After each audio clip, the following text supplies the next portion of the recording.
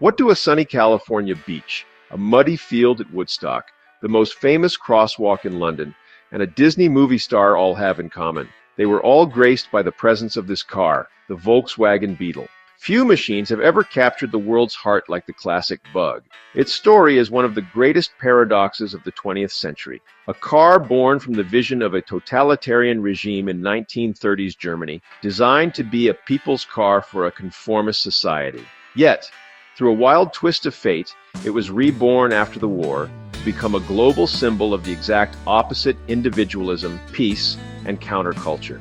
This is the story of how a humble, quirky, and unassuming car defied its dark origins to become a pop culture legend. The underdog conquers America. After World War II, the Beetle almost didn't happen. The factory was in ruins, and British motor experts famously dismissed it as unattractive and uneconomic. But a British Army officer, Major Ivan Hurst, saw its potential and placed a crucial order for 20,000 vehicles, single-handedly saving the Beetle from the scrap heap. When the first Beetles landed in America in 1949, they were kind of a joke in the land of giant, chrome-covered land yachts.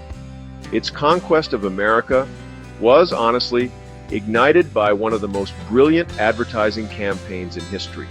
In 1959, the ad agency Doyle Dane Bernbach, or DDB, decided to celebrate the car's weirdness instead of, hiding it. While other car ads were full of colorful fantasies, DDB's ads were black and white, brutally honest, and just incredibly witty. The Think Small ad showed a tiny Beetle in a sea of white space, a direct challenge to the American bigger is better mantra. Even more daring was the Lemon ad, which explained that a car was rejected for a tiny scratch on the glove compartment. Really, a masterstroke that turned a negative into an unforgettable statement about obsessive German quality control. These ads sold an idea. If you bought a Beetle, you were smart, practical, and, a nonconformist. That idea landed at the perfect time. As the 1960s dawned, the Beetle became the official vehicle of the counterculture. It was the perfect anti-status symbol for the hippie movement. Its friendly shape became a canvas for psychedelic swirls, peace signs, and flowers. In California, it was the ultimate surf mobile, cheap to run with a roof perfect for a surfboard. The Beetle's simple design also gave birth to an icon within an icon, the Myers-Manx dune buggy. In 1964, Bruce Myers created a lightweight fiberglass body that could be dropped onto a Beetle chassis, creating a go-anywhere beach machine that was pure, unfiltered fun, and even won the first Baja 1000 off-road race. By the late 1960s, the Beetle had so much personality that, Hollywood came calling. In 1968, Disney released The Love Bug, and the world met Herbie. A pearl-white 1963 Beetle with the number 53, Herbie was a sentient car who helps a down-on-his-luck driver become a racing champion. The movie was a smash hit, perfectly capturing the underdog spirit people already associated with the car, and, spawning a whole series of films. But Herbie wasn't the Beetle's only role. Filmmakers used it as visual shorthand. In Stanley Kubrick's The Shining, the family's cheerful yellow Beetle creates a terrifying contrast with the menacing Overlook Hotel. In Footloose, Kevin Bacon's beat-up yellow bug instantly marks him as a rebel outsider.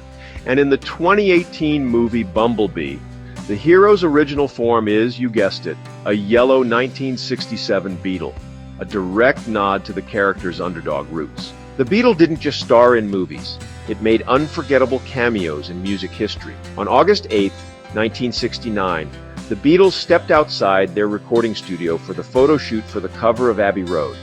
Parked by chance on the side of the road was a white Volkswagen Beetle, license plate LMW281F. The car belonged to a man who lived across the street, and its inclusion was a complete accident. The car became an instant legend, with its license plate fueling the Paul is dead conspiracy theory. Just a few years later, the Beetle appeared on another groundbreaking album cover, Kraftwerk's 1974 masterpiece Autobahn, where it was used as a symbol of a new, futuristic, and peaceful German national identity. While the Beetle was a counterculture icon in the West, it actually meant something entirely different in Latin America. In Mexico, it was known as the Vocho, that beloved green and white taxi of Mexico City, and really a symbol of national resilience. And in Brazil, it was the Fusca, the rugged, affordable car that pretty much put the nation on wheels. For millions, it wasn't a lifestyle choice, it was a workhorse, a member of the family. But all good things must come to an end. By the late 70s, the classic Beetle was no longer sold in the United States or Europe.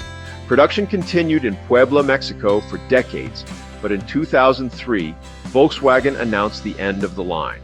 On July 30th, 2003, the very last classic Beetle, number 21,529,464, rolled off the assembly line. It was a special Ultima Edición or final edition model, painted in a nostalgic baby blue. Accompanied by a mariachi band, the final Vocho was shipped back to the Volkswagen Museum in Wolfsburg, Germany, bringing its incredible 65-year journey full circle. From a dark past to a bright, flower-powered future, the Volkswagen Beetle became more than a car. It was a movie star, a rock star, a rebel, and a trusted friend. It was a canvas for self-expression and a symbol of freedom. It was the little car that could, and it proved to the world that if you just think small, you can achieve something truly gigantic.